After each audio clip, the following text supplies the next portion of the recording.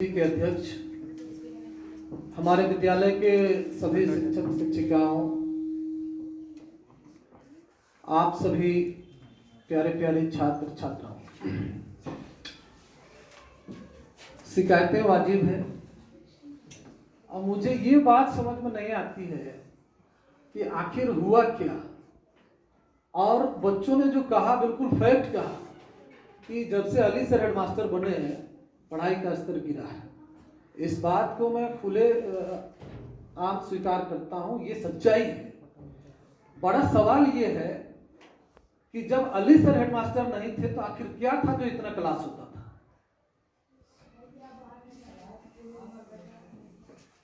सवाल ये वाजिब है कि नहीं है कि जब अली सर हेडमास्टर नहीं थे तो क्या था, और जब हेडमास्टर बन गए तो क्या हो गया। क्या ये सच नहीं है कि हेडमास्टर बनने के बावजूद, जैसे आपने कहा कि सर आते हैं कभी कभी जब वक्त मिलता है, सच्चाई है, इसे आप इनकार नहीं कर सकते। लेकिन आप, हम नाम नहीं लेंगे, आप उनको याद कीजिए कि जो हमसे पूर्व हेडमास्टर थे, आपने किन्हीं ने देखा उनको क्लास लेते हुए? कभी देखा? क्या आपका वर्तमान हेडमास्टर इस बीच सारे काम करके क्लास आते तो हैं? तो मैं ये बात कहना चाह रहा हूं कि अभी भी जो है इतना काम तब भी था, अब काम हमेशा बढ़ता जाता है। तो तब के एचएम एक दिन भी क्लास हमने तो लेते हुए नहीं देखा, और आज के एचएम अगर सारा काम करने के बावजूद भी क्लास जाते हैं तो ये बड़ी बात है। और रही बात की जो व्यवस्थाएं हैं उसके अंदर में ही हमको काम करना है, उसी के अंदर में रिजल्ट भी बनाने हैं, उसी के अंदर भविष्य बच्चों का वो भी गढ़ना है। तो आपकी बातें बिल्कुल सच है, हम उनका स्वागत करते हैं।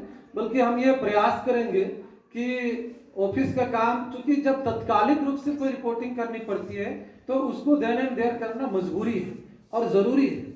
लेकिन ऐसे काम जो हम बाद में कर सकें तो उन काम को हम कोशिश करेंगे कि घर जाने के बाद भी करें।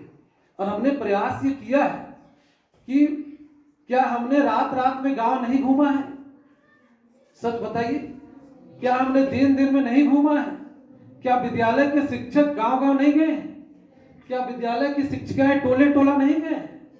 क्या सर लोग मकांदू और क्या कहते हैं हुरद नहीं गए? गए कि नहीं गए? तो पहले से ज्यादा जिम्मेदारी पूर्वक हर शिक्षक काम कर रहा है। मैं इस बात को पूरी गारंटी के साथ कह सकता हूं, विद्यालय प्रधान होने के हैसियत से मैं कह सकता हूं कि यहां से इस विद्यालय से जुड़ा हुआ हर कोई, इवन विद्यालय प्रबंधन समिति के अध्यक्ष और विद्यालय के हर एक शिक्षक शिक्षिका, इवन रसोईया और जो काम करते हैं संयोजिका, सारे लोग पहले से ज्यादा जिम्मेदारी के साथ अपने काम पर जवाबदेही के साथ काम कर रहे हैं। ये सुनना दुख तो होता है, मैं एज ए प्रिंसिपल उतना नहीं कर पा रहा हूं, इस बात का मुझे दर्द है और शायद हमेशा रहेगा क्योंकि आप चले जाएंगे। लेकिन इस बात का मुझे संतोष है कि मैं मैक्सिमम करता हूं। क्या ये सच नहीं है कि मौका मिलने पर मैं आता हूं? जैसे मौका मिलता है मैं आता हूं, ऐसा आपने बिल्कुल नहीं देखा होगा कि मैं घंटों घंटा बैठ के टाइम बिता रहा हूं। आपने देखा है कभी? तो मैं ये कहूंगा कि हमारी सबसे बड़ी ताकत, हमारी सबसे बड़ी दौलत और विद्यालय की सबसे बड़ी संपत्ति यहाँ के बच्चे। विद्यालय का कंप्यूटर, विद्यालय की बिल्डिंग, विद्यालय का कोई भी सामान उतना कीमती नहीं हो सकता है जितना यहाँ के बच्चे हैं। यही सबसे बड़ी दौलत है, यही सबसे बड़ा खजाना है। यही से, इन्हीं बच्चों की वजह से पूरे विद्यालय का नाम है, पहचान है, सम्मान है, स्वाभिमान है। और इन्हीं बच्चों की वजह से आज जिंगी का नाम, मैडम का बहुत प्रयास है, सभी का है। इन्होंने वो कला को अडॉप्ट किया, पाया, सीखा और आपको सिखाया है, तो पूरे झारखंड में गूंजता है। 5 दिन में विद्यालय से बाहर जो ट्रेनिंग में था, इस दौरान सबकी चर्चा का केंद्र बिंदु अगर कोई विद्यालय था तो जिंगी था। पूरे 72